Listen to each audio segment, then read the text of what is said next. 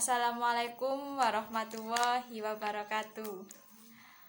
Perkenalkan, nama saya Afiatul Urida dari PBSIB. Di sini saya akan menerangkan materi 4 yang berjudul keterampilan berbicara. Yang A, definisi keterampilan berbicara. Keterampilan berbicara atau yang disebut sebagai retorika merupakan seni berbicara yang bisa dimiliki seseorang yang bertujuan untuk menyampaikan pesan lisan secara efektif sebagai bentuk komunikasi kepada orang lain.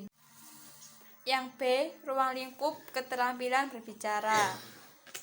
Tujuan dan ruang lingkup keterampilan berbicara bisa berwujud dalam bermacam-macam jenis. Salah satu sumber menyebutkan bahwa keterampilan berbicara memiliki 4 bagian pokok materi. Yang pertama, dimensi rasional, tujuan dan cakupan, fungsi, dan relevansinya. Yang kedua, hakikat berbicara yang meliputi pengertian, tujuan, dan fungsi berbicara, konsep dasar berbicara, dan jenis-jenis berbicara. Yang ketiga, faktor yang mempengaruhi efektivitas berbicara meliputi kecemasan berbicara, bahasa tubuh dalam berbicara, ciri-ciri pembaca ideal, dan merencanakan pembicaraan. Dan yang keempat, pengembangan keterampilan berbicara yang meliputi pengajaran berbicara dan praktik berbicara dengan berbagai tema. Yang C, hubungan keterampilan berbicara dengan kemahiran berbahasa. Yang pertama, keduanya dibutuhkan untuk menyampaikan informasi. Yang kedua, berbicara yang terampil. Dan yang ketiga, kedua keterampilan tersebut tetap mengindahkan kaidah berbahasa. Yang D, hubungan keterampilan berbicara dengan kemahiran berbahasa. Yang pertama, berbicara dengan menyimak. Berbicara dan menyimak adalah dua kegiatan yang berbeda, namun berkaitan erat dan tak terpisahkan. Kegiatan menyimak didahului oleh kegiatan berbicara. Kegiatan berbicara dan menyimak saling melengkapi dan berpadu menjadi komunikasi lisan, seperti dalam bercakap-cakap, diskusi, bertelepon, tanya jawab, interview, dan sebagainya. Yang kedua, berbicara dengan membaca.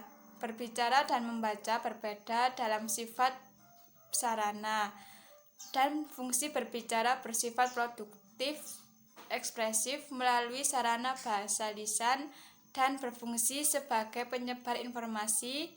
Membaca bersifat reseptif melalui sarana bahasa tulis dan berfungsi sebagai penerima informasi. Dan terakhir, berbicara dengan menulis. Kegiatan berbicara maupun kegiatan menulis bersifat produktif ekspresif. Kedua kegiatan itu berfungsi sebagai penyampaian informasi melalui kegiatan berbicara disalurkan melalui bahasa lisan, sedangkan penyampaian informasi dalam kegiatan menulis disalurkan melalui bahasa tulis. Yang E, implementasi keterampilan berbicara. Implementasi pembelajaran keterampilan berbicara dengan metode audiolingual, implementasi terhadap kemampuan berbicara dan keterampilan berpikir kreatif pada siswa. Yang terakhir yaitu yang F, problematika adalah bentuk kesulitan yang dihadapi dan tidak terwujudnya hal yang diinginkan, sehingga terjadi masalah atau problem.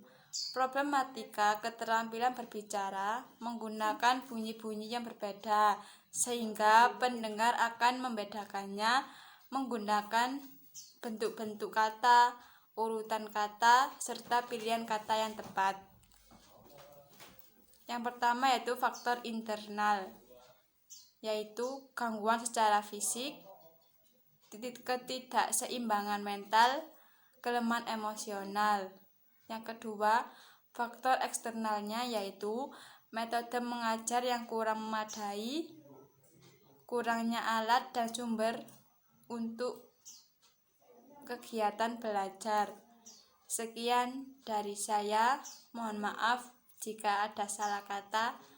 atau tulisan yang kurang tepat.